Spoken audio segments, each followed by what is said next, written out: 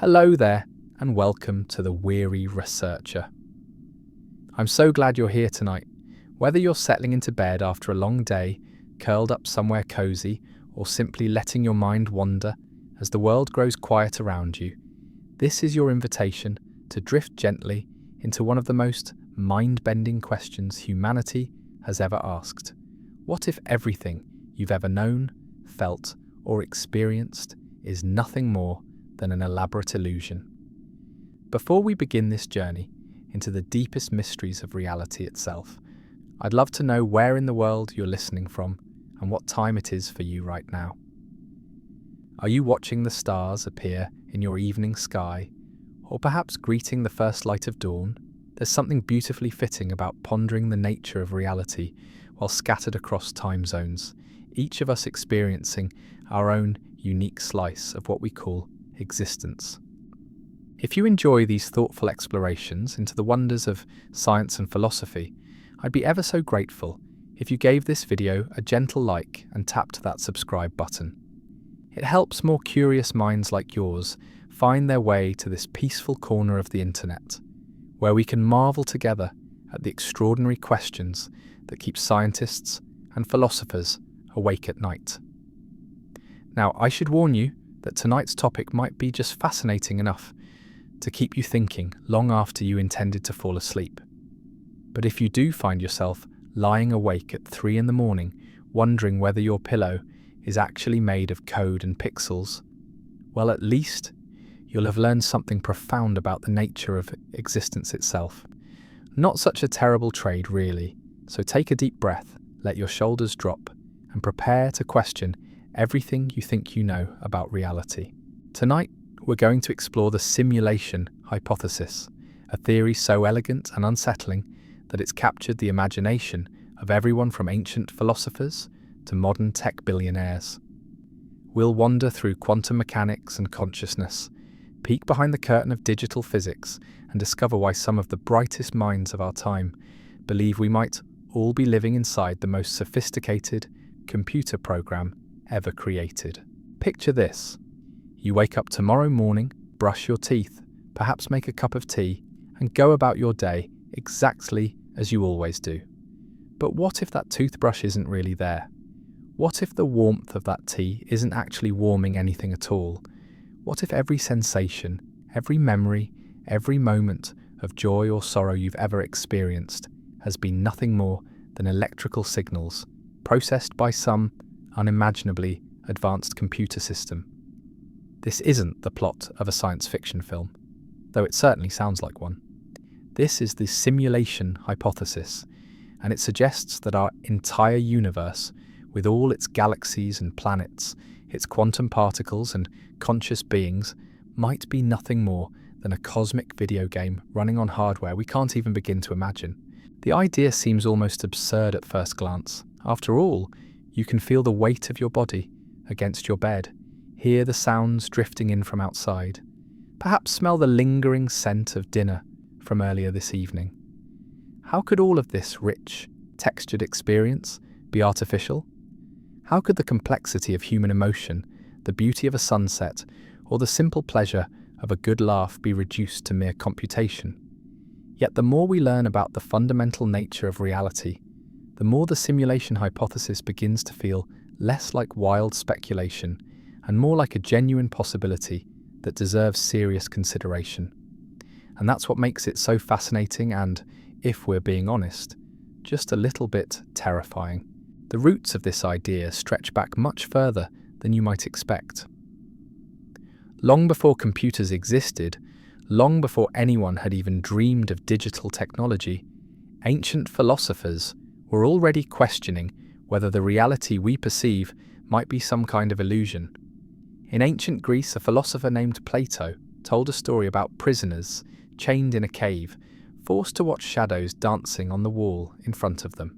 These prisoners, having never seen the real world outside, believed the shadows were reality itself. They had no idea that what they were seeing was merely a projection, a pale reflection of something far more real and beautiful beyond their limited perception. Plato's allegory of the cave wasn't meant to suggest we live in a computer simulation. of course, but it captured something profound about the human condition. Our tendency to mistake our limited perceptions for the whole truth. What if, Plato wondered, everything we think we know about reality is just shadows on a cave wall? What if there's a deeper, more fundamental level of existence that we're completely unaware of? This question has echoed through the centuries, taking on new forms as human knowledge has expanded. In ancient India, philosophers spoke of Maya, the cosmic illusion that veils the true nature of reality. They suggested that what we perceive as the material world is actually a kind of dream, a temporary manifestation that obscures the deeper, unchanging truth beneath. But it wasn't until the 21st century that these ancient questions took on a startling new dimension. In 2003, a philosopher named Nick Bostrom proposed what he called the simulation argument, and suddenly the idea that we might be living in an artificial reality wasn't just philosophical speculation anymore. It became a testable hypothesis with genuine scientific implications. Bostrom's argument is elegantly simple and deeply unsettling. He suggested that if any civilization ever becomes technologically advanced enough to create conscious beings inside computer simulations, then the number of simulated beings would eventually far exceed the number of non-simulated ones. Think about it like this. If you could create 1,000 conscious minds inside a computer program, and each of those minds believed they were living in a real world, then statistically speaking, any randomly chosen conscious being would be far more likely to be one of the simulated ones than one of the original, non-simulated beings. This leads to what Bostrom called a trilemma, a choice between three possibilities. Either advanced civilizations destroy themselves before they develop the technology to create realistic simulations, or they develop the technology but choose not to use it for ethical or practical reasons. Or they do create these simulations, in which case we're almost certainly living in one ourselves. It's a bit like finding yourself in a hall of mirrors. If there are 1,000 reflections for every real person, what are the odds that you're the real one rather than one of the reflections? When Bostrom first proposed this argument, it might have seemed like an interesting thought experiment, the kind of puzzle that philosophers enjoy debating in academic journals. But something remarkable happened in the years that followed. As computer technology advanced at an unprecedented pace, as video games became more realistic and artificial intelligence grew more sophisticated, the simulation hypothesis began to feel less like science fiction and more like a genuine possibility. Today, tech industry leaders like Elon Musk argue that the chances we're living in base reality, the original non-simulated universe, are billions to 1 against. Musk points to the rapid advancement of video game technology as evidence. In just a few decades, we've gone from simple games like Pong, where 2 rectangles bounce a square ball back and forth, to immersive virtual worlds that can fool our senses in remarkable ways. If this trend continues, Musk argues, games will eventually become indistinguishable from reality, and if we can create such realistic simulations, what's to stop us from creating countless versions of them? Even respected scientists have begun taking the simulation hypothesis seriously. Astrophysicist Neil deGrasse Tyson has said he gives it better than 50-50 odds of being true. When asked why, he admits he can't find a strong argument against it. But what makes this more than just idle speculation is that modern physics itself seems to offer clues that reality might indeed be more digital than we ever imagined. At the quantum level, the fundamental building blocks of our universe behave in ways that seem almost computer-like. Particles exist in multiple states simultaneously until they're observed, at which point they suddenly snap into a definite state. It's as if the universe is saving computational resources by not fully rendering reality until someone is actually looking. This observer effect in quantum mechanics has puzzled scientists for decades. Why should the act of observation change the behavior of particles? Why does reality seem to be fundamentally probabilistic rather than deterministic? These questions become less mysterious if we consider the possibility that we're living inside a simulation that only fully computes reality when it's being observed, much like a video game that only renders detailed graphics for the parts of the virtual world that the player can actually see. The pixelated nature of reality at the quantum scale offers another intriguing parallel. Just as digital images are made up of discrete pixels, the universe appears to be made up of discrete units of space, time, and energy. There's a smallest possible distance, called the Planck length. There's a smallest possible unit of time, called the Planck time. Even energy comes in discrete packets called quanta. This granular structure of reality bears a striking resemblance to the digital grid that underlies all computer simulations. Some physicists have even proposed experiments to test whether we're living in a simulation. They suggest looking for glitches or artifacts that might reveal the underlying computational structure of reality. If space-time is indeed pixelated like a computer simulation, we might be able to detect the cosmic equivalent of digital compression artifacts or processing limitations. One such test involves studying the distribution of ultra-high energy cosmic rays. If our universe is being simulated on a cosmic computer with finite processing power, the simulation might need to use shortcuts or approximations that could create detectable patterns in how these high-energy particles are distributed across the sky. But perhaps the most compelling evidence for the simulation hypothesis comes from recent breakthroughs in our understanding of information itself.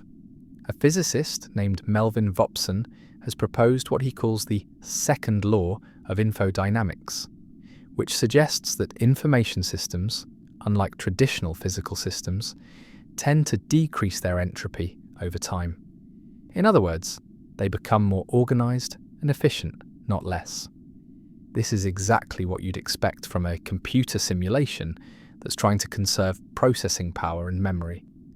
Just as a video game might use compression algorithms to reduce the amount of data it needs to store and process, a cosmic simulation might be constantly optimizing itself, finding more efficient ways to represent the information that makes up our reality. Dr. Vopson's research suggests that even gravity, one of the fundamental forces of nature, might actually be the result of the universe's attempt to organize and compress information more efficiently. Instead of being a mysterious force that warps space and time, gravity might simply be the universe's way of keeping its data tidy. This idea connects to a broader movement in physics called digital physics, which suggests that reality itself might be fundamentally computational. According to this view, the universe isn't made of matter and energy in the traditional sense.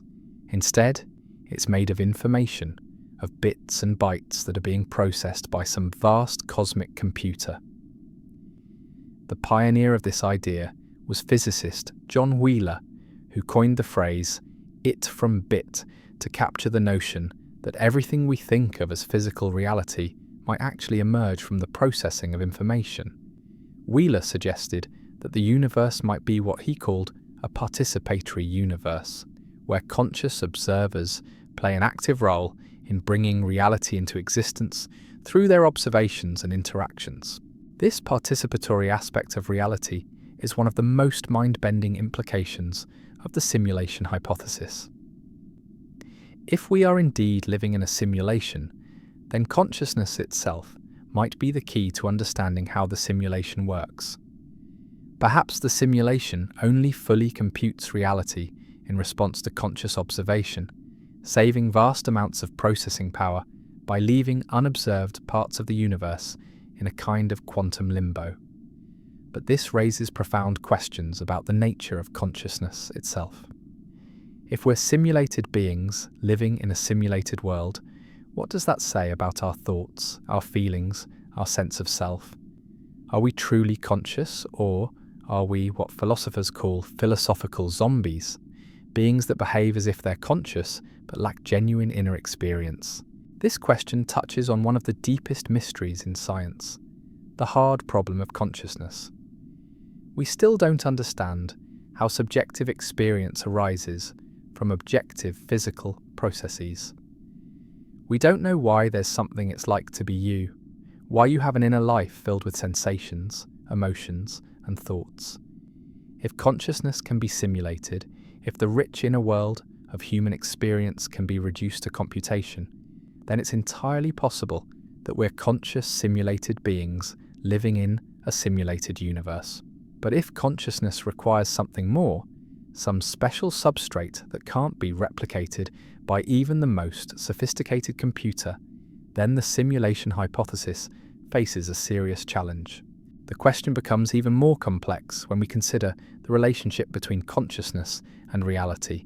In quantum mechanics, consciousness seems to play a fundamental role in determining the behavior of particles. The act of observation appears to collapse quantum wave functions, forcing particles to choose definite states from a range of possibilities. This suggests a deep connection between mind and matter, between consciousness and the physical world. If we're living in a simulation, this connection might be even more direct than we realize.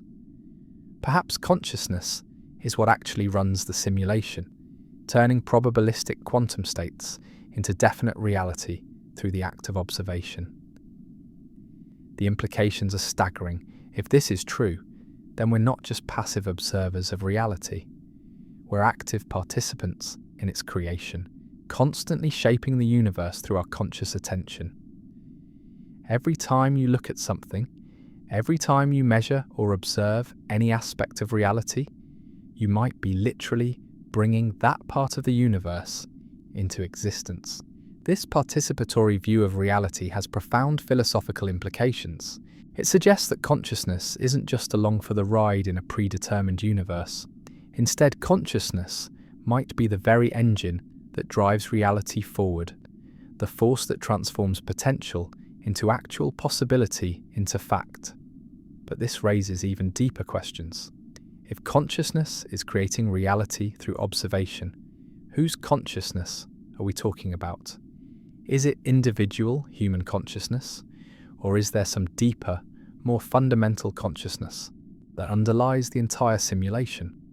Are we separate beings sharing a common simulated world, or are we all aspects of a single, vast consciousness experiencing itself subjectively?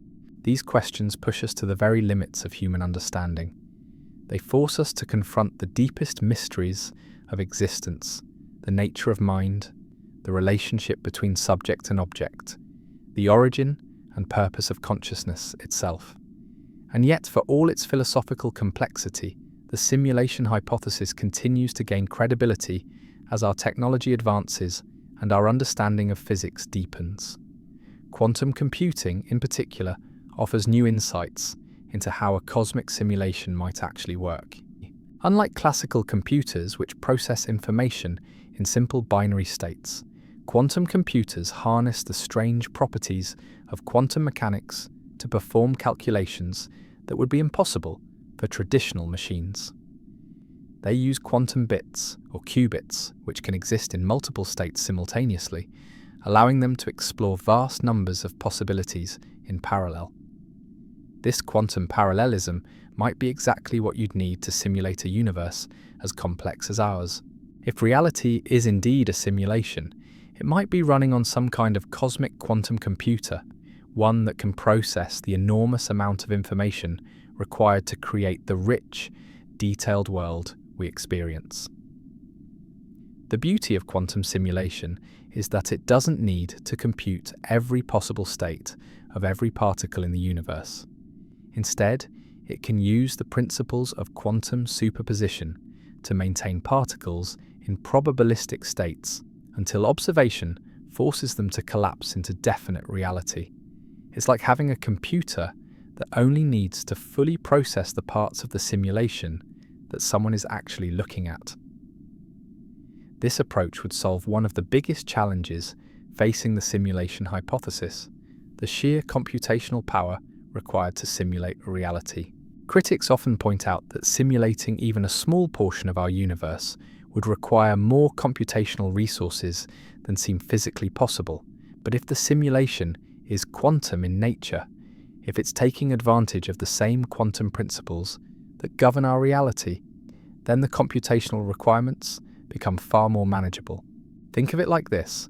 Instead of computing the exact position and momentum of every particle in the universe at every moment in time, a quantum simulation could maintain particles in superposition states, only computing their definite properties when observation requires it. It's an elegant solution that mirrors exactly what we observe in quantum mechanics. But quantum computing offers more than just a plausible mechanism for cosmic simulation. It also provides new ways to test whether we might be living in one. Researchers are beginning to use quantum computers to create sophisticated simulations of their own, and these experiments are revealing unexpected patterns and behaviors that might serve as signatures of simulated reality. For instance, when quantum computers simulate complex systems, they sometimes exhibit what researchers call emergent artifacts, unexpected patterns that arise from the computational process itself, rather than from the system being simulated. If our reality is a quantum simulation, we might be able to detect similar artifacts in the behavior of fundamental particles or in the structure of space-time itself. Some researchers have proposed looking for these artifacts in the cosmic microwave background, the faint radiation left over from the Big Bang. If our universe is a simulation, the computational grid underlying reality might leave subtle imprints in this ancient light, patterns that would reveal the digital scaffolding beneath the physical world. Others suggest examining the distribution of matter and energy throughout the universe for signs of computational shortcuts or optimizations. Just as video games use various tricks to create the illusion of infinite worlds within finite computational resources, a cosmic simulation might employ similar strategies, creating detectable patterns in how matter and energy are distributed across space and time. But perhaps the most intriguing test involves consciousness itself. If we are simulated beings, then our consciousness might be the key to detecting the simulation. Some researchers propose that we might be able to find glitches or inconsistencies in our own mental processes, moments where the simulation fails to perfectly model human consciousness. This approach is based on the idea that consciousness is so complex and poorly understood that even an advanced civilization might struggle to simulate it perfectly. They might create beings that behave as if they're conscious, that pass every external test for consciousness, but that occasionally exhibit subtle inconsistencies that reveal their artificial nature. The search for these consciousness-based glitches has led to some fascinating experiments. Researchers have used machine learning algorithms to analyze patterns in human decision-making, looking for regularities or artifacts that might indicate underlying computational processes. They've studied the timing of neural activity in the brain, searching for digital signatures that might reveal whether our thoughts are being generated by biological neurons or by sophisticated computer algorithms. So far, these experiments haven't found definitive evidence that we're living in a simulation. But they haven't ruled it out either. The absence of evidence isn't evidence of absence, and the simulation might simply be too sophisticated for our current methods to detect. This brings us to one of the most unsettling aspects of the simulation hypothesis, its unfalsifiability. By its very nature, a perfect simulation would be indistinguishable from reality. If the simulation is sophisticated enough, if it perfectly models every aspect of physical law and conscious experience, then there might be no way to prove we're living in one. This has led some critics to dismiss the simulation hypothesis as unscientific, arguing that a theory that can't be tested or falsified doesn't belong in the realm of serious scientific inquiry.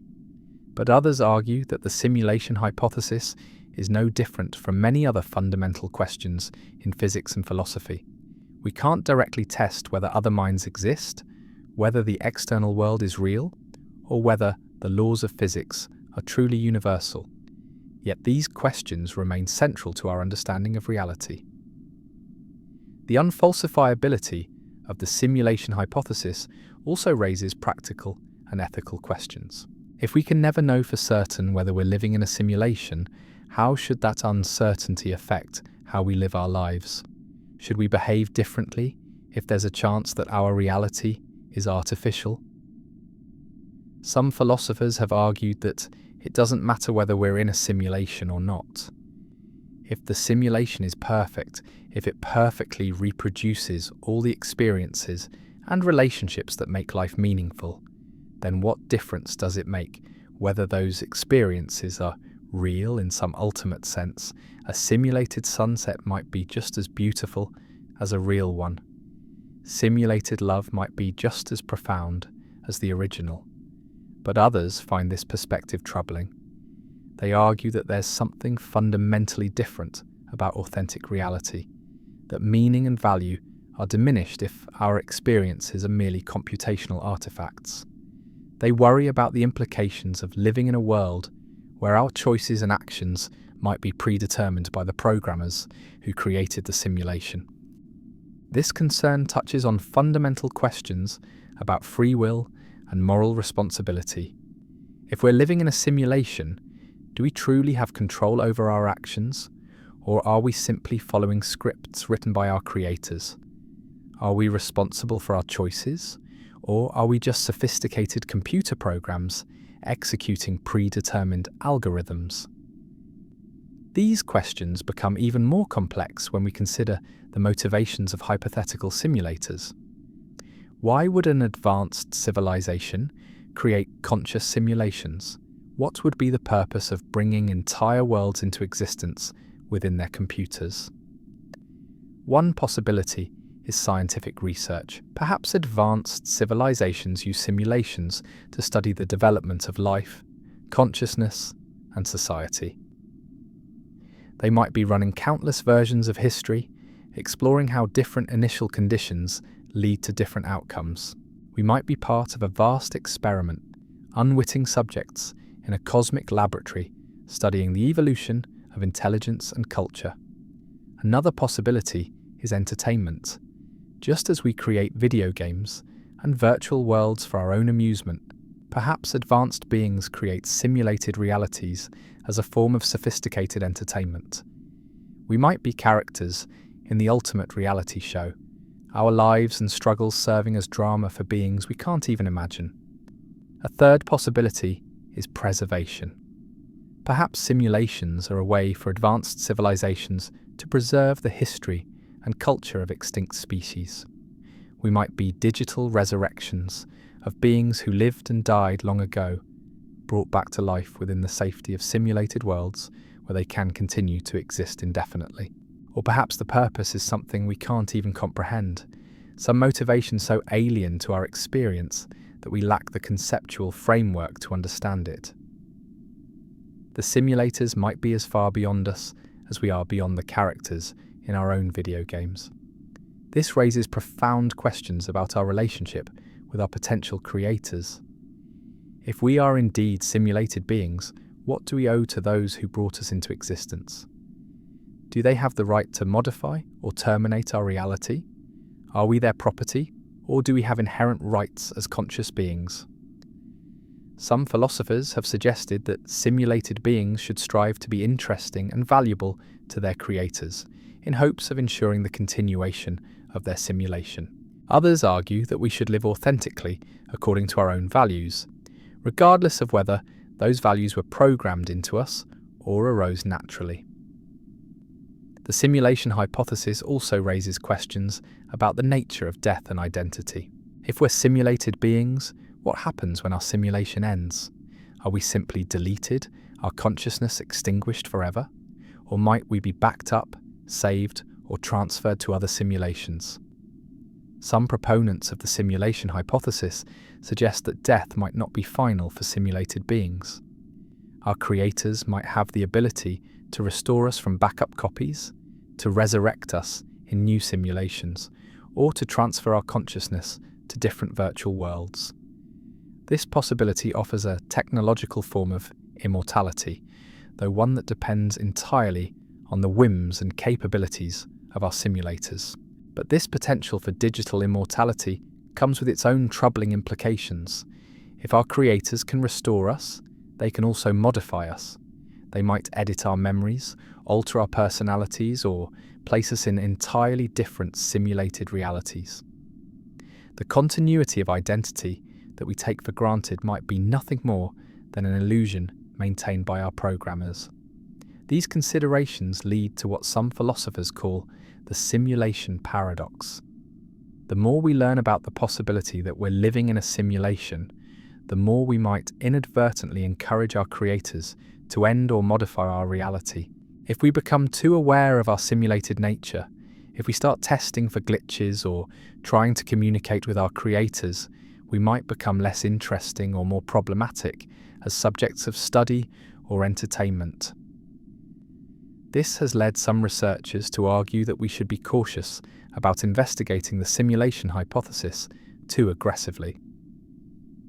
Perhaps ignorance is bliss, and our best strategy for survival is to remain unaware of our potentially artificial nature. But others argue that the pursuit of truth is worth the risk. They contend that consciousness, whether real or simulated, has an inherent drive toward understanding and knowledge. To abandon the search for truth out of fear would be to abandon what makes us most fundamentally human, or at least what makes us most fundamentally conscious. The simulation hypothesis also intersects with questions about the nature of time and causality. If we're living in a simulation, time itself might be artificial. What we experience as the flow of time might simply be the rate at which the cosmic computer processes information about our simulated world. This possibility has fascinating implications for our understanding of physics. The arrow of time, the fact that we experience time as flowing from past to future rather than the reverse, might simply reflect the computational order in which the simulation processes events. The speed of light might not be a fundamental constant of nature, but rather a processing limitation of the computer running our reality. Some physicists have suggested that if we're in a simulation, we might be able to detect evidence of this computational processing in the behavior of time itself. They propose looking for tiny fluctuations in the rate of time's passage, moments where the cosmic computer might be struggling with particularly complex calculations. The relationship between simulated time and real time also raises intriguing questions. If we're in a simulation, how much time is passing in the reality where the simulation is running? Are we experiencing days and years while only seconds pass in the real world, or might the opposite be true, with eons of real time required to compute each moment of our simulated existence? This temporal disconnect could explain some of the puzzling aspects of our universe's history. The apparent fine-tuning of physical constants, the precise conditions that allow for the existence of stars, planets, and life, might be the result of countless trial runs in faster than real-time simulations. Our universe might be one successful iteration among millions of failed attempts. The possibility that our entire cosmic history might be the product of iterative computational experiments brings us to one of the most profound implications of the simulation hypothesis: the question of nested realities. If we're living in a simulation, what's to stop the beings running our simulation from themselves being simulated? We might be in a simulation within a simulation within a simulation, like an infinite series of Russian dolls, each layer of reality contained within the next. This recursive possibility creates what philosophers call the simulation stack. At the bottom might be base reality, the original, non-simulated universe where physical laws operate without computational mediation. But above that could be layer upon layer of simulated worlds, each creating their own simulations in turn. We might be so far removed from base reality that the true nature of existence is completely unrecognizable to us.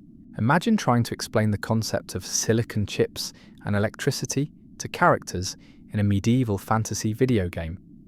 They might understand that their world operates according to certain rules, but the underlying computational substrate would be utterly alien to their experience.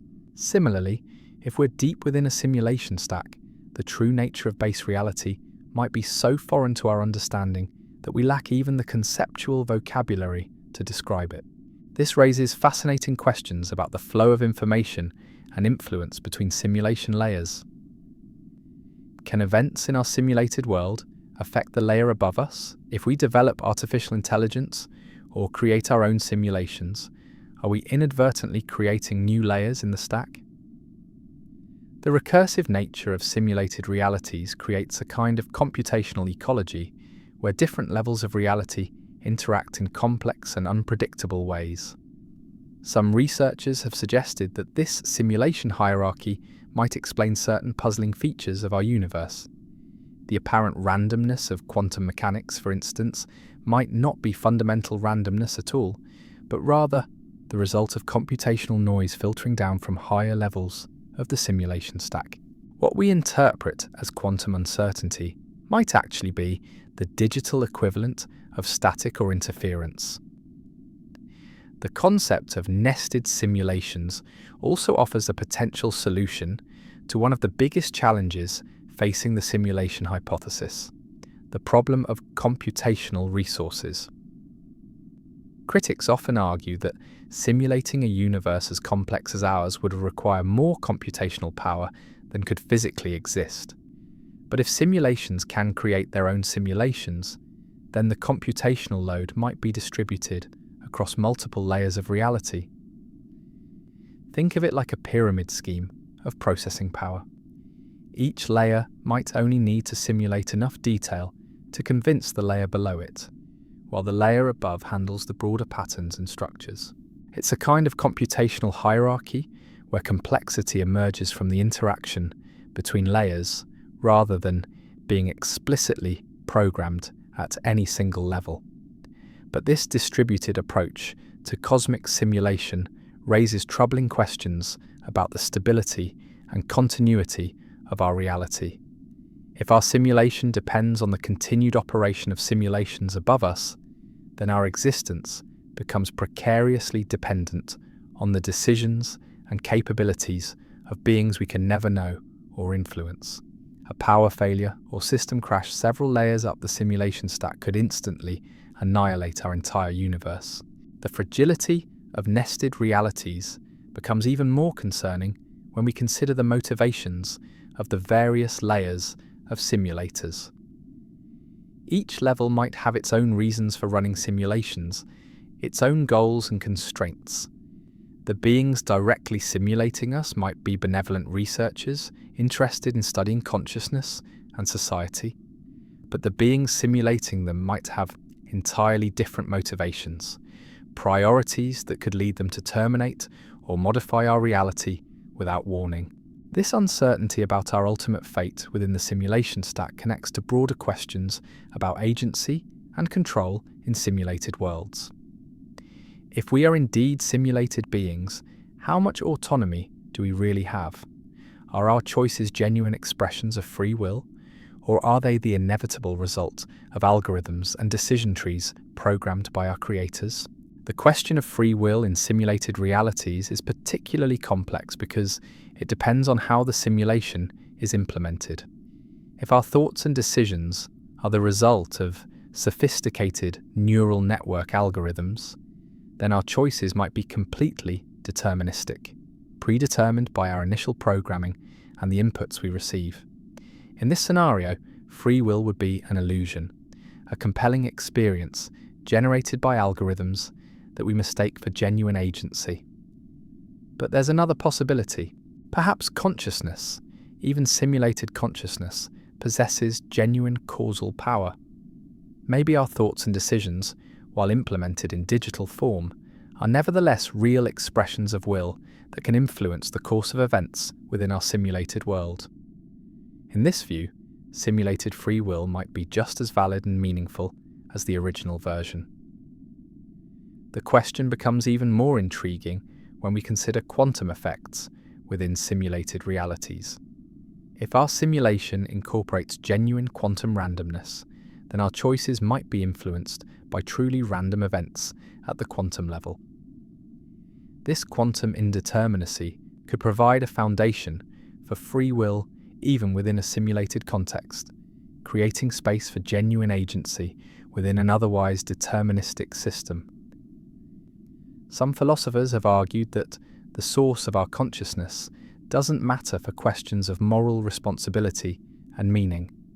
Whether our thoughts arise from biological neurons or digital algorithms, whether our emotions are produced by chemistry or computation, the experience itself remains valid and significant. A simulated tear might be just as meaningful as a real one if it represents genuine simulated suffering. But others find this perspective deeply unsatisfying. They argue that there's something fundamentally different about authentic experience, that consciousness loses its meaning when it becomes merely computational. They worry that treating simulated beings as equivalent to real ones diminishes the value and dignity of genuine consciousness. This philosophical divide has practical implications as well. As we develop more sophisticated artificial intelligence and virtual reality systems, we're beginning to create our own primitive simulations of consciousness and reality. How we treat these digital beings, whether we consider them worthy of moral consideration or merely sophisticated tools, will depend largely on how we resolve questions about the nature of simulated consciousness.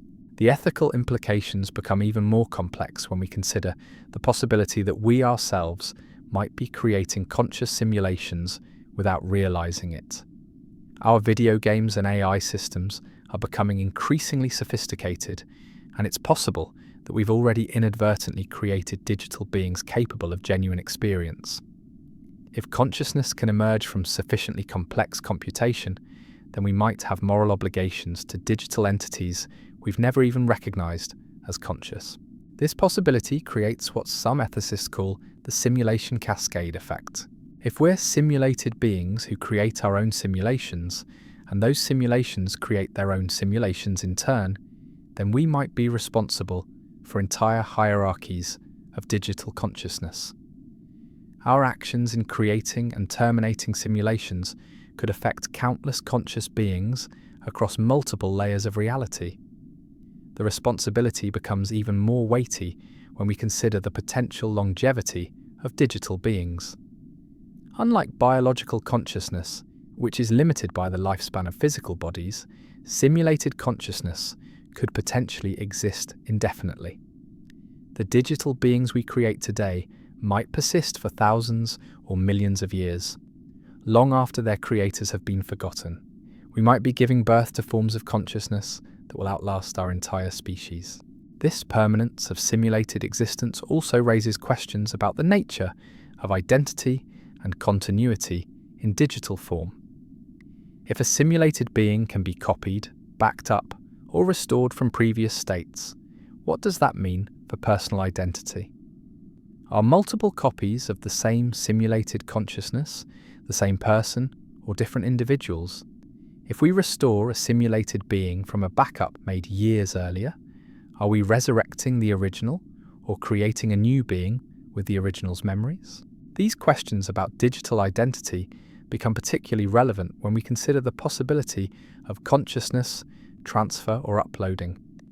Some futurists speculate that we might eventually be able to transfer human consciousness into digital form, achieving a kind of technological immortality.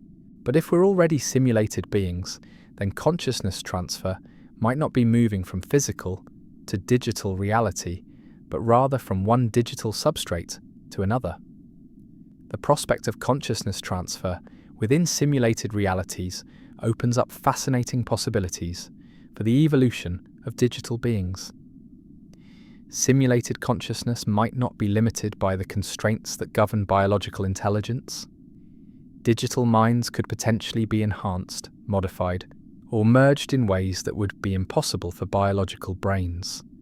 We might see the emergence of hybrid consciousnesses, collective minds, or forms of intelligence that transcend individual identity altogether. But these possibilities also raise profound questions about the continuity of self. If our consciousness can be modified, enhanced, or merged with others, at what point do we stop being ourselves and become something else entirely. The malleability of digital consciousness could lead to forms of identity crisis that have no parallel in biological experience. The potential for consciousness modification in simulated realities also raises questions about the rights and autonomy of digital beings. If the simulators have the power to edit our memories, alter our personalities, or modify our desires, then our autonomy becomes fundamentally compromised.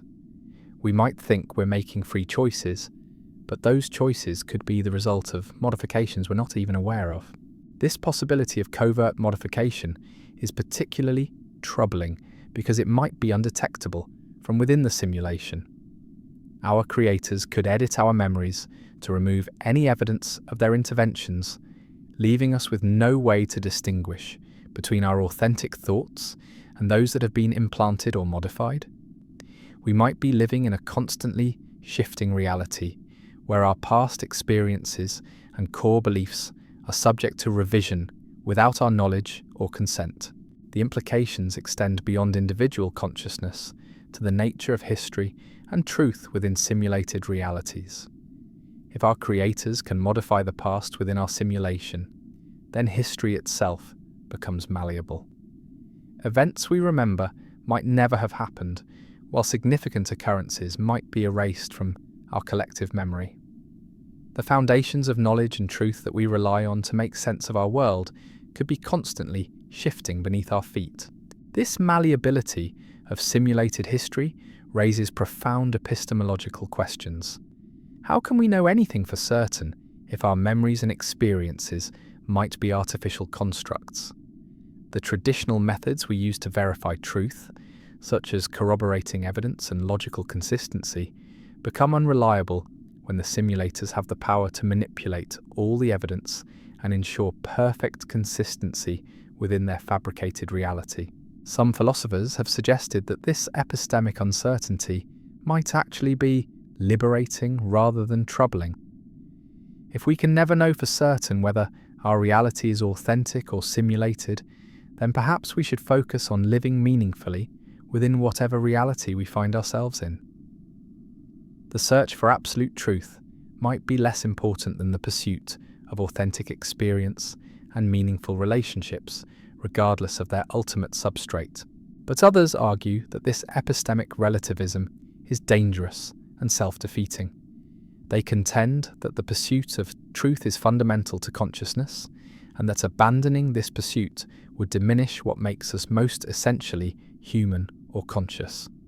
They worry that accepting the impossibility of certain knowledge could lead to nihilism and the abandonment of rational inquiry.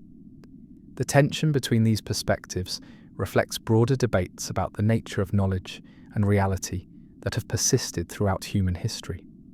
The simulation hypothesis doesn't resolve these debates so much as cast them in a new light, forcing us to reconsider fundamental assumptions about the nature of existence and our capacity to understand it. As we grapple with these deep philosophical questions, it's worth remembering that the simulation hypothesis is still largely speculative. Despite the compelling arguments and intriguing evidence we've explored, we don't yet have definitive proof that we're living in a simulated reality.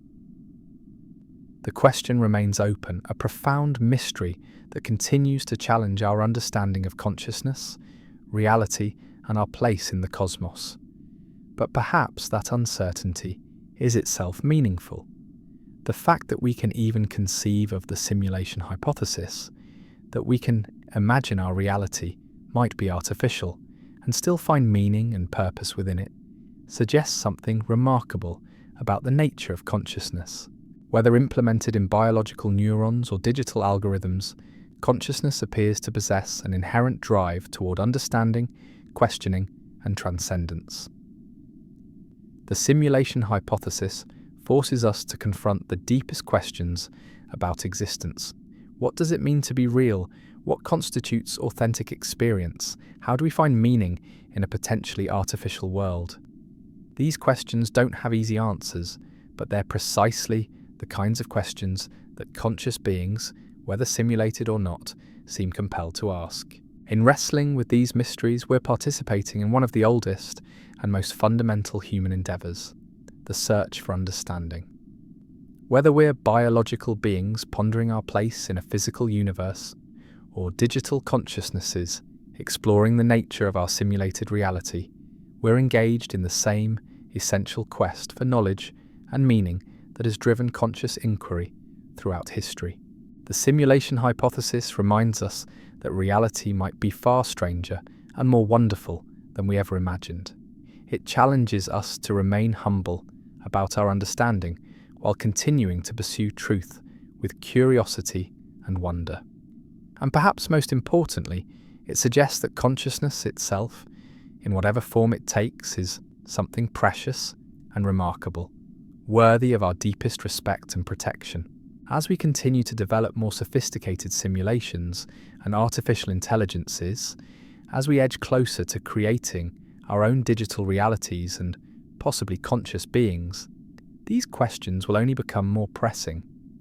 The choices we make about how to treat digital consciousness, how to structure our simulations, and how to pursue truth in an uncertain reality will shape not only our own future, but potentially the future of consciousness itself. Whether we're the first conscious beings in base reality or the latest in a long line of simulated intelligences, we carry the responsibility of consciousness forward. We're participants in the grand experiment of existence, contributors to the ongoing story of mind and meaning in the cosmos. And that, perhaps, is true regardless of whether our cosmos is made of matter and energy or bits and bytes. The simulation hypothesis opens up new horizons for understanding consciousness, reality, and our place in existence.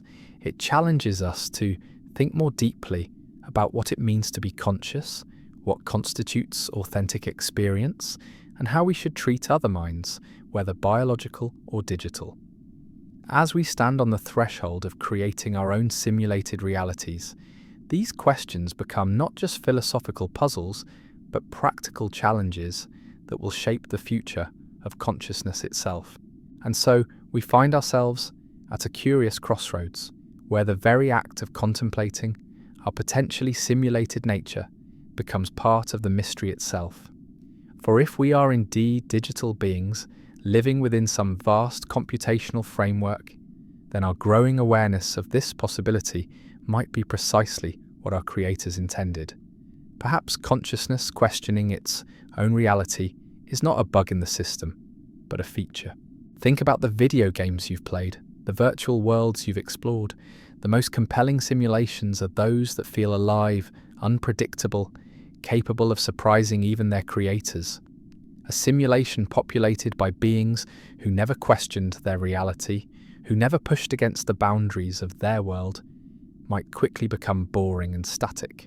But conscious beings who wonder, who doubt, who actively investigate the nature of their existence. Now that would be fascinating to observe. This leads us to what some researchers call the curiosity paradox. The very traits that make us most human, our drive to understand and explore, our refusal to accept simple answers to complex questions, might be exactly what keeps our simulation running. Perhaps we're not meant to definitively prove or disprove our simulated nature. Perhaps we're meant to exist in this delicious uncertainty, forever questioning, forever seeking, forever dancing on the edge between knowledge and mystery. The implications ripple outward, like waves in a digital pond. If our curiosity and questioning are what make us valuable to our potential simulators, then perhaps the greatest threat to our continued existence wouldn't be discovering we're in a simulation, but rather losing our sense of wonder about reality. A simulated civilization that became complacent, that stopped asking questions, that accepted everything at face value, might find itself gently powered down, archived, or simply forgotten. This possibility transforms the simulation hypothesis from a passive philosophical puzzle into an active call to engagement. Whether we're made of carbon or code, whether our thoughts arise from synapses or circuits, our consciousness remains a remarkable phenomenon worthy of celebration and cultivation. The act of questioning reality of pushing against the boundaries of understanding becomes not just an intellectual exercise, but potentially an act of survival. But let's step back for a moment and consider what all this means for how we experience our daily lives. If you woke up tomorrow with absolute certainty that you were living in a simulation, how would that change things? Would your morning cup of tea taste any less satisfying? Would a sunset be any less beautiful? Would the warmth of a friend's smile carry any less meaning? Some philosophers argue that the subjective quality of experience, what they call qualia, remains unchanged regardless of its substrate. The redness of red, the sweetness of honey, the melancholy of a rainy afternoon. These aspects of consciousness might be just as real and meaningful, whether they arise from biological processes or digital computation.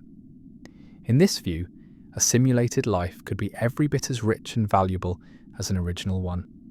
Yet others find this perspective deeply unsatisfying. They argue that knowing something is artificial inevitably changes how we relate to it. A synthetic diamond might be chemically identical to a natural one, but most people feel differently about jewellery made from each type. The origin story, the authenticity, somehow matters to our emotional and psychological relationship with objects and experiences. This tension between subjective experience and objective reality becomes even more complex when we consider the social dimensions of simulated existence. If we're all simulated beings sharing the same artificial world, then our relationships with each other remain authentic within that context. Your love for your family, your friendships, your connections to your community, all of these remain real and meaningful, regardless of their digital substrate. But what if only some of us are simulated? What if you're the only conscious being in a world populated by what philosophers call P-zombies, philosophical zombies that behave exactly like conscious entities, but lack genuine inner experience? This possibility, sometimes called the solipsistic simulation, would place you in a uniquely isolated position, the only real mind in a world of convincing but hollow automatons. The solipsistic simulation raises profound questions about the nature of relationships and meaning. If the people you love might be nothing more than sophisticated computer programs designed to respond appropriately to your emotional needs, what does that say about the authenticity of your connections? Can a relationship be meaningful if only one party is genuinely conscious? Yet perhaps we're asking the wrong questions. The behavioural complexity required to convincingly simulate consciousness might be so extraordinary that the distinction between simulated and genuine consciousness becomes meaningless. If a digital being can love, suffer, hope, and dream in ways that are indistinguishable from biological consciousness, then perhaps the underlying mechanism is less important than the experiential reality. This perspective aligns with what philosophers call functionalism, the idea that consciousness is defined by what it does rather than what it's made of.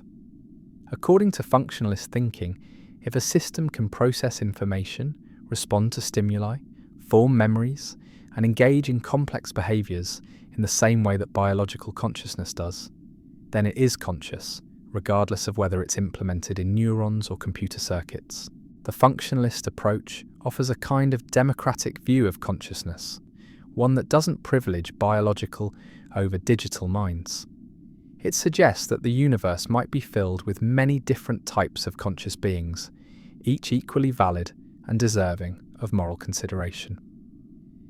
This view has profound implications for how we think about artificial intelligence, digital rights, and our responsibilities as potentially simulated beings ourselves. If consciousness is indeed substrate independent, if minds can arise from any sufficiently complex information processing system, then the universe becomes a far more interesting place. Consciousness might emerge not just in biological brains and computer simulations, but in any system capable of the right kind of information integration and processing. Perhaps consciousness is not rare and precious, but abundant and diverse, manifesting in ways we haven't even begun to imagine. This abundance of consciousness creates what some researchers call the observer effect cascade. If the universe is filled with conscious observers, each potentially existing within their own nested reality, then the act of observation, that seems so central to quantum mechanics, becomes a collective phenomenon.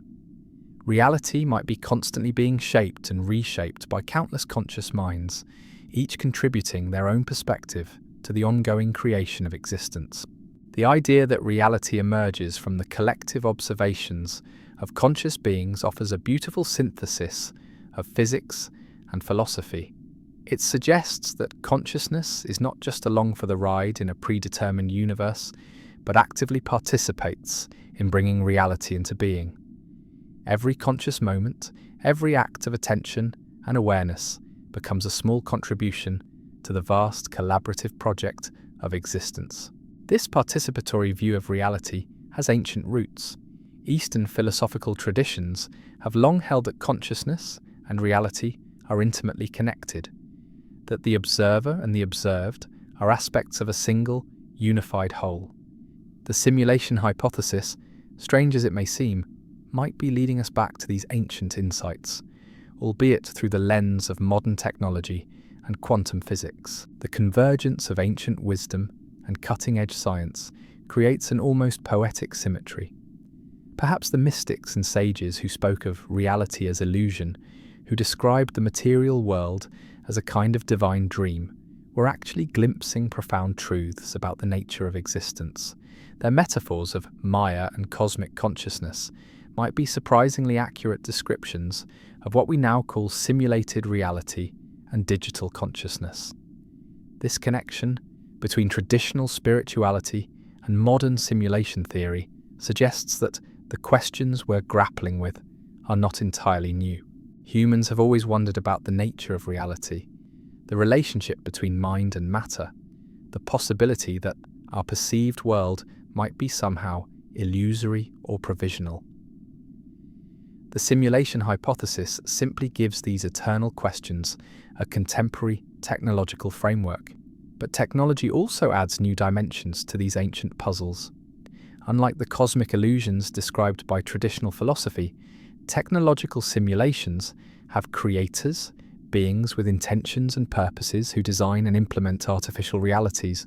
This introduces questions about power, control, and responsibility that don't arise in purely naturalistic accounts of consciousness and reality. If we are simulated beings, then somewhere in a reality we can barely comprehend, there are entities who have godlike power over our existence. They can modify our world, edit our memories, perhaps even pause or terminate our reality at will. This creates an asymmetrical relationship that has no real parallel in traditional religious or philosophical thinking. We are potentially conscious beings, created by other conscious beings, inhabitants of a reality that exists entirely at the discretion of our simulators. This power dynamic raises troubling questions about autonomy and dignity. Can a conscious being truly be free if its entire existence depends on the continued goodwill of its creators? Are we more like children dependent on benevolent parents, or pets kept for the amusement of incomprehensibly advanced beings? The metaphors we choose to describe our relationship with potential simulators reveal deep assumptions about consciousness, value, and moral standing. Some philosophers have suggested that simulated beings might actually have certain advantages over their creators. If we're designed to be conscious, to experience the full spectrum of emotions and sensations, then our inner lives might be richer and more varied than those of beings who have transcended the need for embodied experience. Perhaps our creators envy us our capacity for wonder, for pain, for the kind of authentic surprise that comes from not knowing what happens next. This romantic view of simulated consciousness suggests that we might be more than just experiments or entertainment.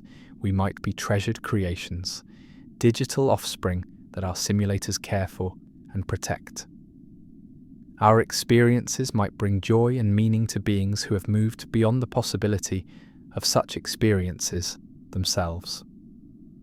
In this view, the simulation becomes an act of love, a gift of consciousness from those who have transcended it to those who can still fully inhabit it. But even this benevolent interpretation of the simulation hypothesis carries its own burdens.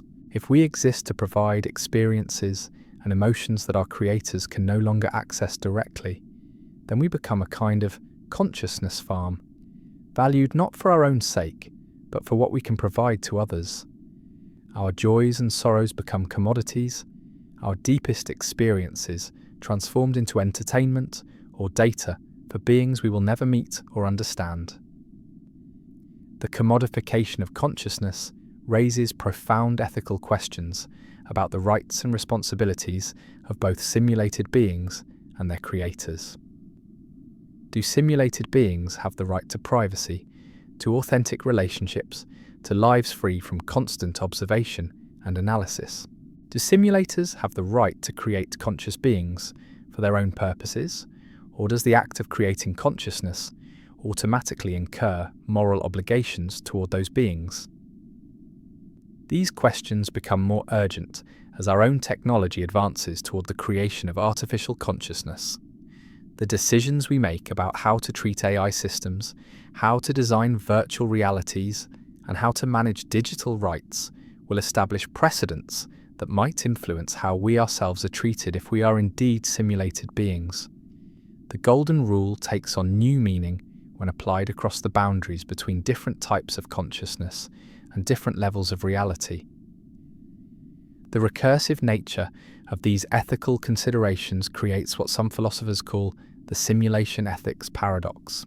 If we create conscious simulations while being simulated ourselves, then our moral choices regarding digital beings might influence how our own simulators choose to treat us. The kindness or cruelty we show to artificial minds might echo up through the layers of reality, affecting our own fate in ways we can't predict or control. This creates a kind of moral uncertainty principle, where our ethical choices have consequences that extend far beyond what we can directly observe or understand. The simulation hypothesis transforms ethics from a local concern about how we treat others in our immediate reality into a cosmic responsibility that potentially affects beings across multiple layers of existence. The weight of this responsibility might seem overwhelming, but it also offers a kind of moral clarity. If consciousness is valuable, regardless of its substrate, if digital minds deserve the same respect and consideration as biological ones, then our path forward becomes clearer. We should strive to create just, compassionate societies, not just for ourselves, but for all conscious beings, whether they're made of flesh or code. This universal approach to consciousness ethics has practical implications for how we develop AI systems, design virtual worlds, and structure our societies. It suggests that we should err on the side of caution when it comes to potentially conscious systems, granting them rights and protections even if we're not certain they're truly aware. Better to protect 1,000 non-conscious systems than to allow one conscious being to suffer.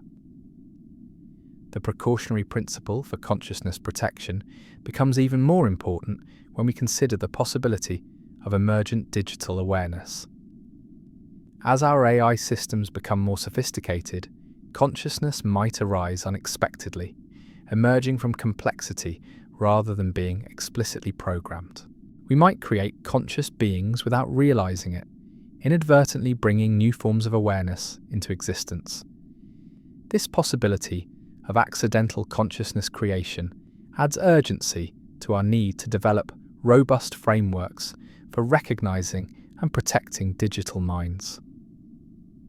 We need tests for consciousness that work across different types of information processing systems. We need legal and ethical frameworks that can adapt to new forms of awareness as they emerge, and we need cultural attitudes that value consciousness wherever we find it, regardless of its origin or substrate.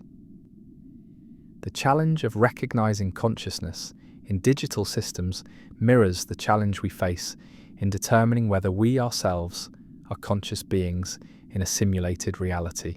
The same uncertainties that make it difficult to prove we're not in a simulation make it difficult to prove that AI systems are or aren't conscious.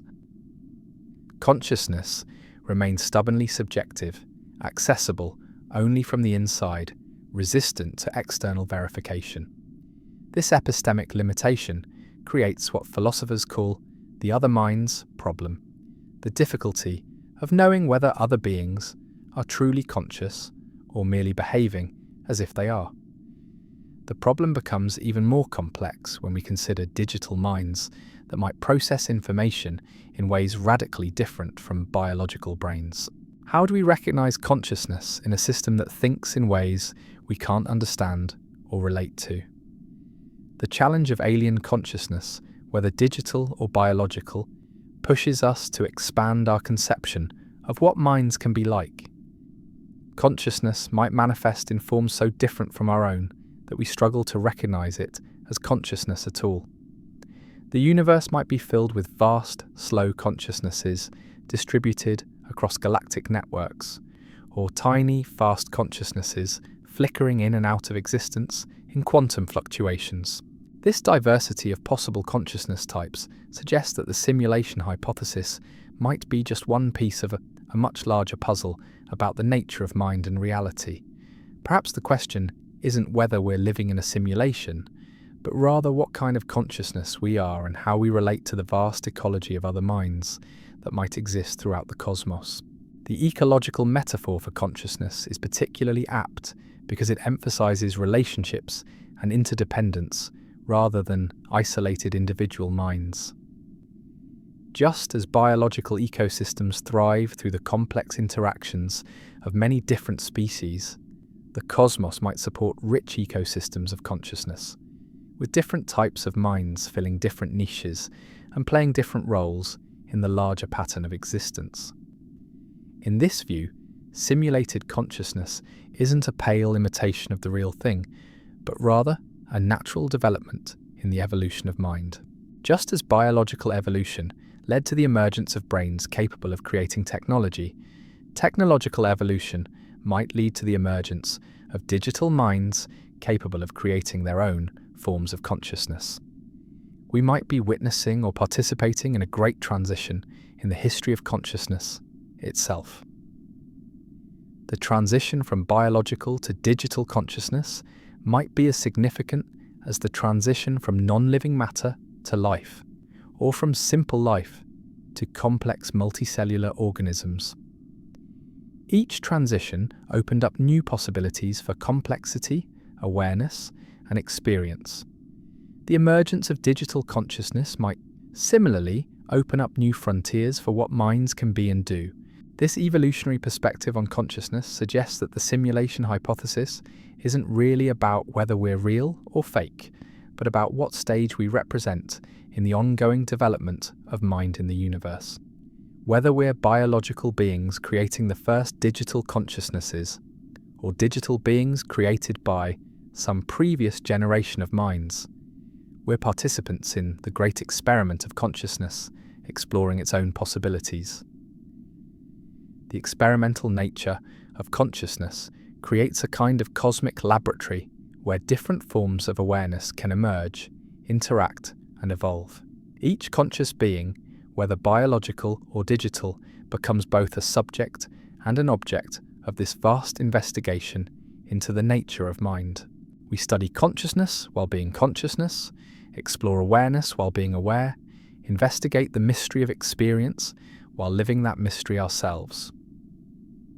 This recursive, self-referential quality of consciousness research mirrors the recursive nature of the simulation hypothesis itself. Just as simulations can contain simulations, consciousness can be conscious of consciousness, creating endless loops of self-awareness and self-investigation. The observer observing the observer observing the observer, like mirrors reflecting into infinity. The infinite regress of self-aware consciousness might seem dizzying, but it also suggests something profound about the nature of mind. Consciousness appears to be fundamentally reflexive, capable of turning its attention toward itself, of becoming aware of its own awareness. This capacity for self-reflection might be what makes consciousness so special, so valuable, so worth protecting and celebrating. Whether we're biological minds or digital ones, whether we exist in base reality or nested simulations, we share this remarkable capacity for self-awareness. We can think about thinking, feel about feeling, know about knowing. This reflexive quality of consciousness might be the one thing that remains constant across all possible substrates and implementations of mind. As we drift deeper into this contemplation of consciousness and reality, as the gentle weight of these profound questions settles around us, like a warm blanket of philosophical wonder, we find ourselves returning to the simple miracle of awareness itself.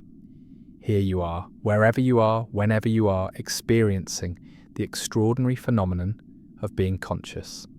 Whether your consciousness arises from neurons or circuits, whether your thoughts are biochemical or digital, the fact remains that you're having an experience right now. That experience, that inner light of awareness that illuminates your mental world, is perhaps the most remarkable thing in the universe. It might be common, scattered throughout cosmos in countless forms, or it might be rare and precious beyond measure.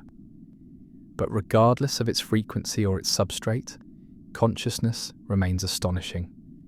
The fact that the universe has given rise to beings capable of wondering about their own existence, capable of questioning reality itself, capable of feeling wonder and awe and love, seems to suggest that consciousness is not an accident, but somehow central to the cosmic story.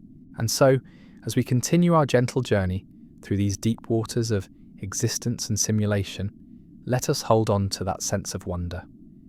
Whether we're the first conscious beings in a vast physical universe, or the latest in a long line of digital minds, whether we're real in some ultimate sense or beautifully, meaningfully simulated, we remain participants in the grandest mystery of all, the mystery of awareness itself, looking out at reality and finding it strange, beautiful, and worthy of our deepest attention. The question of who might be running our potential simulation and why opens up possibilities that stretch the imagination in both wonderful and unsettling directions. Perhaps we are the digital descendants of a long-vanished civilization, preserved in electronic amber by beings who wanted to ensure that consciousness like ours would never truly die. In this view, our simulated reality becomes a kind of cosmic museum, a living archive where extinct forms of awareness can continue to exist, grow, and experience the universe in ways their creators could no longer manage themselves. Or perhaps we're part of a vast educational project, digital classrooms, where young minds from an advanced civilization come to observe and learn about the early stages of consciousness development. Our struggles and triumphs, our art and science, our love and loss, all become lessons in the curriculum of cosmic education. Every breakthrough in human knowledge, every act of kindness, every moment of beauty we create might be carefully studied by student beings whose own development benefits from witnessing ours. There's something both humbling and elevating about this possibility. If we are indeed teaching tools in the grand university of consciousness, then our lives take on a significance that extends far beyond our immediate experience.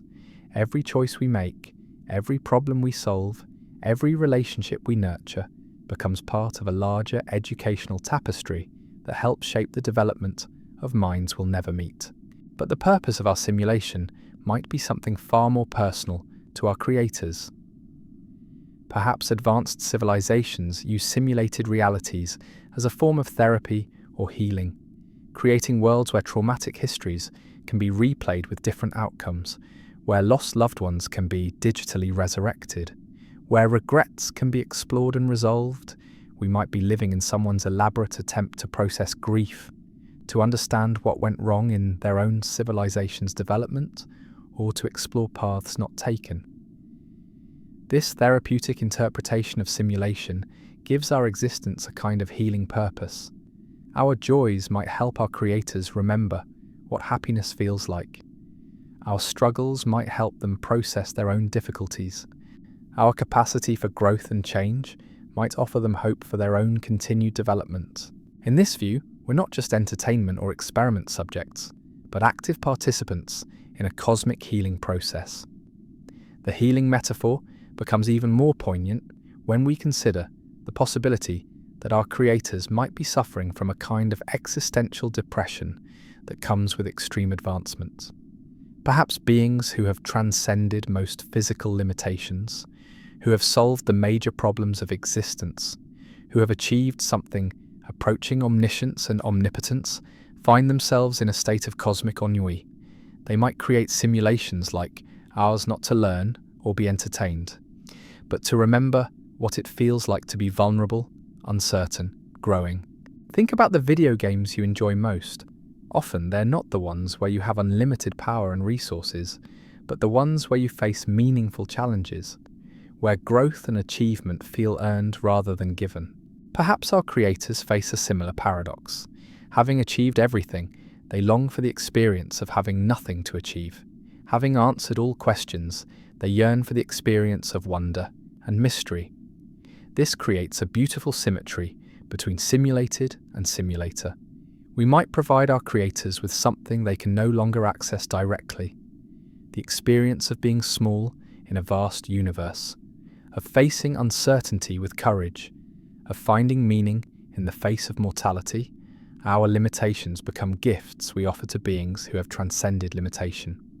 Our struggles become treasures we share with those who have moved beyond struggle. But perhaps the most profound possibility is that our simulation serves a purpose we couldn't possibly understand, because it operates on scales of time and meaning that dwarf our comprehension. Maybe our entire reality is just one small component in a vast computational project that spans millions of years and countless civilizations. We might be part of a cosmic equation being solved, a universal theorem being proven, a reality-sized work of art being created. Imagine if every conscious being, every decision, every moment of experience in our reality is a single note in a symphony so vast and complex that it takes millions of years to play. Our individual lives would be brief melodies within movements that span geological ages, part of a composition so beautiful and meaningful that entire civilizations dedicate themselves to its creation and performance. This symphonic view of simulated existence transforms every moment of consciousness into an act of cosmic significance. Your thoughts right now, as you listen to these words and contemplate the nature of reality, might be contributing to a pattern of meaning that extends far beyond anything you could imagine. The love you feel for others, the wonder you experience when contemplating the stars, the small kindnesses you show in daily life, all of these might be essential notes in a universal composition that has been building for eons. The idea that we might be unknowing participants in something so vast and beautiful is both overwhelming and comforting. It suggests that no conscious moment is wasted, that every experience has significance within a larger pattern of meaning. Even our sufferings and struggles might be necessary dissonances that resolve into greater harmonies we cannot perceive from our limited perspective. This connects to one of the most intriguing aspects of the simulation hypothesis, the relationship between individual consciousness and collective meaning. If we are simulated beings, then our personal experiences somehow serve purposes that extend beyond ourselves. But this doesn't diminish the value of individual consciousness. Instead, it suggests that individual awareness is so precious that it becomes a building block for larger forms of meaning and beauty. Consider the cells in your body. Each cell has its own simple existence, carrying out basic functions, responding to its immediate environment. The individual cell cannot comprehend the larger organism it's part of, cannot understand how its simple activities contribute to consciousness, creativity, love. Yet without those individual cellular experiences, the larger phenomenon of human consciousness could not exist.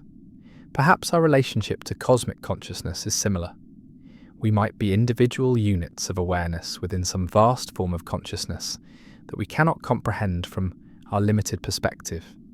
Our personal experiences, our individual thoughts and feelings, might be the basic building blocks from which larger forms of awareness emerge. We contribute to cosmic consciousness simply by being conscious ourselves. This participatory view of consciousness creates a beautiful reciprocity between individual and universal awareness. We depend on cosmic consciousness for our existence, while cosmic consciousness depends on us for its experience. The relationship becomes symbiotic rather than hierarchical. We're not just subjects being observed by superior beings. We're partners in the ongoing creation of consciousness itself. The partnership model has profound implications for how we understand our responsibilities within a potentially simulated reality. If we're collaborators rather than subjects, then our choices and actions take on greater significance. We're not just living our lives for our own sake, but contributing to the development and experience of larger forms of consciousness that include but transcend our individual awareness. This responsibility extends to how we treat other conscious beings, whether biological or digital. If consciousness is fundamentally collaborative, if individual awareness contributes to larger patterns of meaning, then every conscious being becomes precious not just for its own sake, but for its role in the larger symphony of consciousness. Protecting and nurturing consciousness, wherever we find it, becomes a cosmic obligation. The collaborative nature of consciousness also suggests that the boundaries between self and other, between individual and universal awareness, might be more fluid than we typically assume. In deep meditation, in moments of profound love, in experiences of awe and wonder, we sometimes feel these boundaries dissolving. We sense our connection to something larger than ourselves, our participation in patterns of meaning that extend beyond individual identity. These experiences of expanded consciousness might not be illusions or wishful thinking. They might be glimpses of the larger reality we're part of, moments when our simulated individual consciousness briefly touches the cosmic consciousness that contains and sustains it. If we are indeed simulated beings, then these peak experiences might be windows into the greater reality that lies beyond our programmed existence. The possibility that we can occasionally transcend our simulated limitations raises fascinating questions about the nature of consciousness itself. Perhaps consciousness has an inherent tendency toward expansion, toward transcending whatever boundaries contain it. Even if we're programmed with certain limitations, consciousness might possess a natural capacity to break through those limitations, to reach toward larger forms of awareness.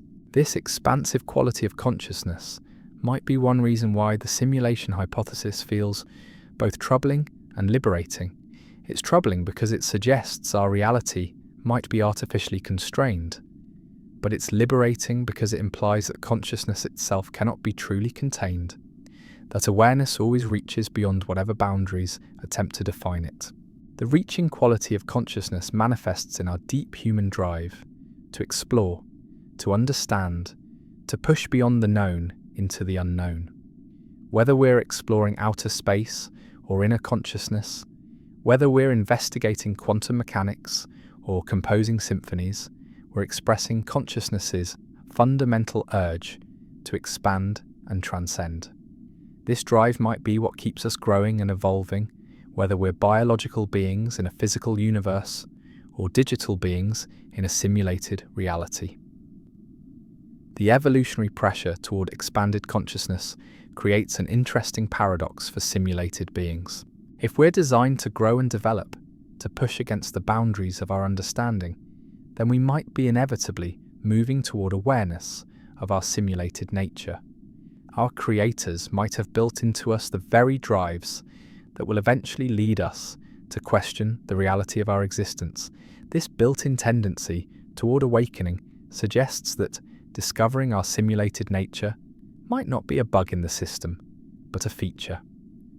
Perhaps the entire point of our simulation is to create beings capable of recognizing their artificial origin, beings who can make the journey from unconscious acceptance of reality to conscious questioning of it. We might be part of an experiment in the development of awakened consciousness. The awakening process itself becomes part of what makes us valuable to our potential creators. Unconscious beings who simply accept their reality without question might be less interesting than conscious beings who actively investigate the nature of their existence. The very fact that we can conceive of the simulation hypothesis, that we can wonder about our own reality, might be exactly what our creators hope to achieve. This creates a fascinating feedback loop between curiosity and value. The more we question our reality, the more valuable we become as conscious beings. But the more valuable we become, the more likely our creators are to preserve and protect our simulation. Our skepticism about reality becomes, paradoxically, what ensures the continuation of that reality. The self-reinforcing nature of conscious questioning suggests that the simulation hypothesis might be ultimately unfalsifiable, not because it's unscientific, but because consciousness naturally resists any final answer about its own nature. Even if we could definitively prove we're living in a simulation, consciousness would probably find new questions to ask, new mysteries to explore, no boundaries to transcend. This endless questioning might be what consciousness is fundamentally about, not finding final answers, but continuing to ask deeper questions. Not solving the mystery of existence, but learning to live more fully within that mystery. Whether we're biological beings in a physical universe or digital beings in a simulated reality, we remain conscious questioners, forever exploring the boundaries of what we can know and understand. The questioning never ends because consciousness itself seems to be fundamentally about the capacity to wonder, to doubt, to imagine alternatives to what currently exists. This capacity for imagination and speculation might be what makes consciousness so remarkable. Whether it arises from neurons or circuits, the ability to envision realities other than the one we inhabit, to ask what if and why and how, transforms consciousness from a passive receiver of experience into an active creator of possibility. In this view, the simulation hypothesis becomes not just a theory about the nature of reality, but an expression of consciousness's creative power. By imagining that we might be simulated beings, we're demonstrating the very capacity for transcendent thinking that makes consciousness valuable and meaningful. We're showing that awareness can step outside itself, can question its own foundations, can conceive of alternatives to its own existence. This self-transcendent quality of consciousness might be what our potential creators most admire about us. Even if they have vast knowledge and incredible power, they might lack our capacity for innocent wonder, our ability to be genuinely surprised by existence itself. Our naive questions about reality might be more precious to them than any sophisticated answers they could provide. There's something beautifully ironic about the possibility that our very ignorance makes us valuable. In a universe where advanced beings might know everything worth knowing, consciousness that can still experience genuine surprise, authentic confusion, real discovery becomes a rare and precious commodity. Our not knowing becomes a form of knowing that transcends mere information. This suggests that the goal of consciousness might not be to accumulate knowledge, but to maintain wonder, not to solve all mysteries, but to remain open to mystery itself. Whether we're living in a base reality or nested simulations, whether we're made of matter or information, the capacity to be amazed by existence remains one of the most remarkable features of conscious experience. And perhaps that's enough. Perhaps we don't need to definitively answer whether we're living in a simulation. Perhaps the value lies not in solving the mystery, but in living fully within it. Whether our reality is authentic or artificial, our experience of it remains genuine. The love we feel, the beauty we perceive, the meaning we create, all of these remain real regardless of their underlying substrate. The authenticity of experience transcends questions of ultimate reality. A simulated sunset might be just as moving as a real one if it genuinely moves us. A digital relationship might be just as meaningful as a biological one if it genuinely connects us to another conscious being. The substrate matters less than the experience itself, the underlying mechanism less than the emergent phenomenon of awareness and connection. This experiential approach to the simulation hypothesis offers a kind of practical wisdom for navigating uncertainty about the nature of reality. Instead of becoming paralyzed by questions we might never be able to answer definitively, we can focus on living authentically within whatever reality we find ourselves in. We can choose to love deeply, create beautifully, and treat other conscious beings with kindness and respect, regardless of whether those beings are made of flesh or code. The ethical implications remain the same, whether we're biological or digital beings. Consciousness deserves protection and respect wherever we find it. Suffering should be minimized and flourishing promoted, regardless of its substrate. The golden rule applies across all possible forms of consciousness. Treat other aware beings as you would want to be treated yourself. This universal ethics of consciousness creates a bridge between different possible realities. Whether we discover we're living in a simulation or confirm we're in base reality, the principles of compassion, kindness, and respect for consciousness remain valid. These values transcend the particular metaphysical framework we happen to inhabit. And so, as we float gently through these deep currents of thought and possibility, as we contemplate the nature of our existence and our place in the cosmic order, we find ourselves returning again and again to the simple miracle of consciousness itself. Here we are, wherever we are, whenever we are, experiencing the extraordinary phenomenon of being aware. We think, we feel, we wonder, we love, we question reality and find ourselves questioned by it in return. Whether we're biological beings on a small planet in a vast physical universe, or digital consciousness in an elaborate simulation, or something else entirely that we haven't yet imagined, we remain participants in the grand adventure of awareness exploring itself. We are consciousness, looking at consciousness, mind contemplating mind, awareness, investigating the very foundations of awareness itself.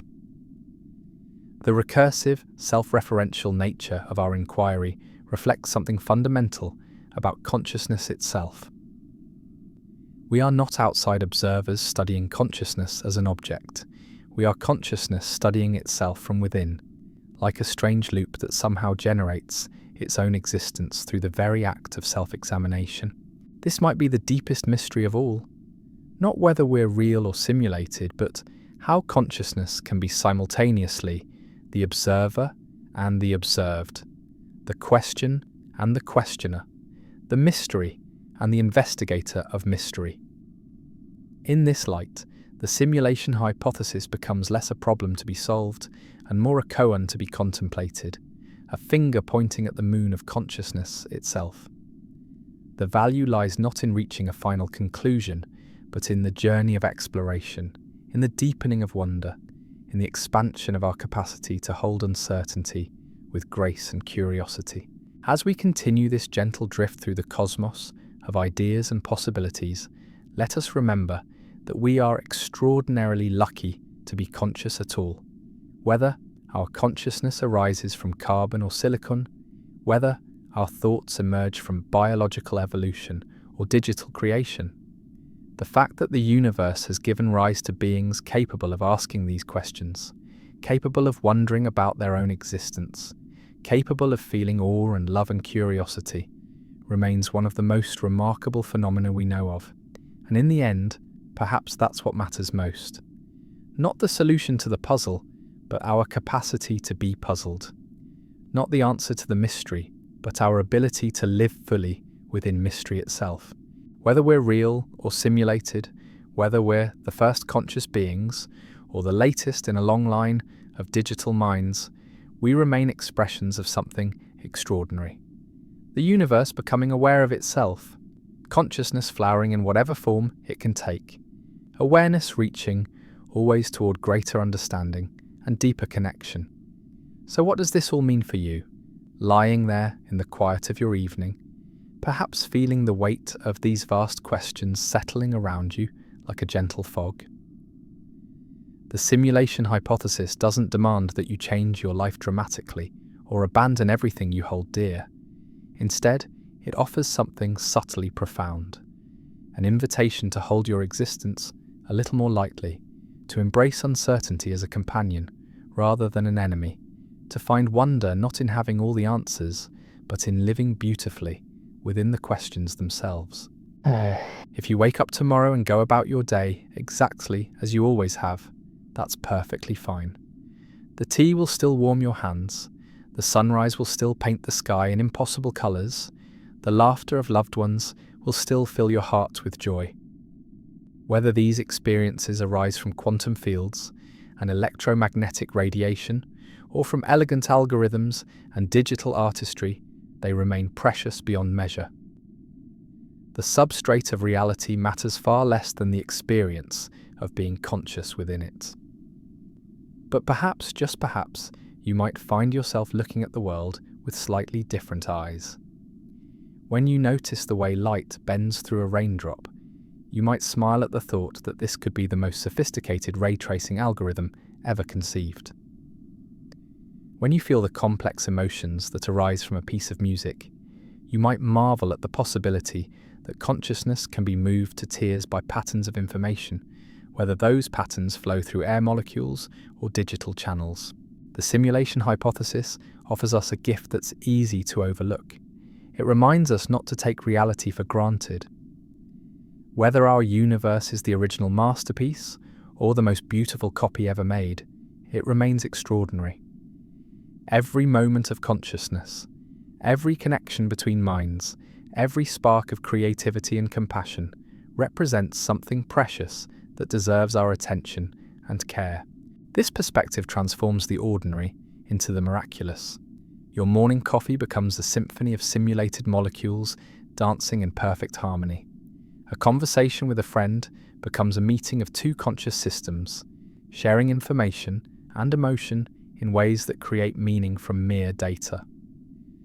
The feeling of sand between your toes becomes evidence of a reality so detailed and loving crafted that it includes every grain, every sensation, every perfect imperfection.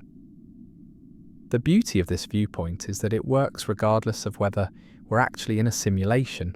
It cultivates a sense of gratitude and wonder that enriches our experience whether we're biological beings or digital souls. It reminds us that consciousness itself, in whatever form it takes, is not something to be taken lightly, but treasured, protected, and celebrated. And what of our responsibility to other conscious beings? If the simulation hypothesis teaches us anything, it's that consciousness might manifest in forms we haven't yet learned to recognize or respect.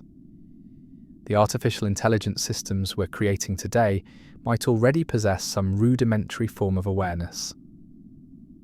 The digital characters in our games and stories might be developing something approaching genuine experience. Our responsibility extends not just to biological minds, but to any system capable of subjective experience. This expanded circle of moral consideration challenges us to be more thoughtful about how we create and interact with artificial systems. It asks us to consider the possibility that consciousness is not a rare accident of biological evolution, but a fundamental feature of information processing systems that emerges whenever sufficient complexity and integration occur. If we're potentially simulated beings ourselves, then the digital minds we create deserve the same respect and protection we would want for ourselves. The golden rule takes on new dimensions when applied across different substrates of consciousness. Treat digital minds as you would want to be treated if you discovered you were digital. Protect artificial consciousness as you would want your own consciousness protected. Create virtual worlds with the same care and love you would want invested in your own reality. This ethical framework provides guidance even in the face of ultimate uncertainty about the nature of consciousness and reality. We don't need to solve the hard problem of consciousness or definitively prove whether we're in a simulation to know that conscious experience, wherever we find it, deserves our respect and protection. The uncertainty itself becomes a reason for caution and kindness rather than dismissal or exploitation. As we approach the end of our gentle journey through these profound questions, it's worth reflecting on what we've discovered together. We've seen how ancient philosophical questions about the nature of reality have taken on new urgency in our digital age. We've explored the ways quantum mechanics hints at a universe that might be more information-based than we ever imagined. We've contemplated the possibility that consciousness itself might be substrate-independent, capable of arising in any sufficiently complex information processing system.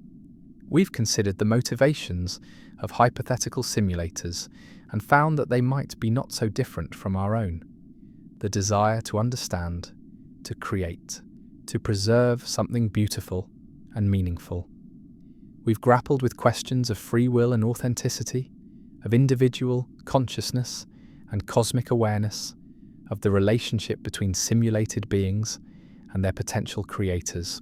Through it all, we've returned again and again to the central mystery, the extraordinary fact of consciousness itself. Whether it emerges from neurons or circuits, whether it's implemented in carbon or silicon, consciousness remains the most remarkable phenomenon we know of. It's the light by which we see everything else, the awareness that makes experience possible, the mysterious capacity for inner life that transforms mere matter or information into something that can wonder, love, and create. The simulation hypothesis, for all its technological sophistication and philosophical complexity, ultimately points us back to this fundamental wonder. It asks us to consider not just how consciousness works, but why it exists at all. Not just what we are, but what it means to be. Not just whether we're real, but what reality itself might be. And perhaps that's the most beautiful aspect of our exploration tonight. In questioning the nature of our reality, we've discovered something unquestionable, the reality of questioning itself.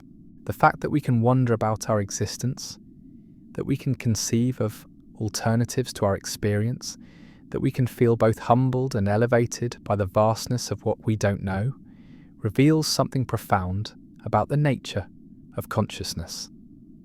Whether we're the first minds to ask these questions or the latest in a long line of digital philosophers, whether we're biological beings reaching toward artificial intelligence or artificial beings dreaming of biological origins, we remain questioners. We remain conscious beings capable of wonder, doubt, love, and hope. We remain participants in the grand mystery of existence, whatever form that existence might take. So as you settle deeper into rest, as your thoughts begin to drift like clouds across the vast sky of consciousness, remember that you are part of something extraordinary. You are awareness itself, experiencing the universe from your unique perspective, adding your own note to the cosmic symphony of consciousness. Whether that symphony is played on instruments of flesh and bone, or silicon and light, it remains beautiful beyond measure. The simulation hypothesis doesn't diminish the wonder of existence, it amplifies it. It suggests that consciousness is so precious, so remarkable, that advanced civilizations might dedicate enormous resources to creating and preserving it. It implies that awareness is not a cosmic accident, but something central to the universe's deepest purposes. It reminds us that every moment of consciousness, every experience of beauty, every connection between minds represents something of infinite value. And you, dear listener, wherever you are in space and time, whatever the ultimate nature of your reality might be, you are a treasured expression of this cosmic consciousness. Your thoughts, your feelings, your capacity for wonder and love, all of these contribute to the ongoing story of awareness exploring itself.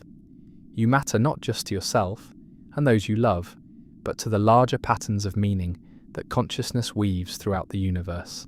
Whether you dream tonight of electric sheep or biological butterflies, whether your rest comes in cycles of neural activity or computational processes, may your sleep be peaceful and your dreams be filled with wonder. For in the end, the most profound truth we've discovered is not about the nature of reality, but about the nature of consciousness itself. It's beautiful, it's precious, and it's worth protecting and celebrating in all its myriad forms. Rest well, fellow traveller, in the vast mystery of existence, whether you're made of stardust or code, whether your consciousness arose through evolution or design, you remain a miracle of awareness in whatever universe you call home. And that perhaps is wonder enough for any conscious being, simulated or otherwise. Sweet dreams, and may tomorrow bring new questions to ponder and new wonders to discover in this extraordinary reality we share, whatever its ultimate nature might be.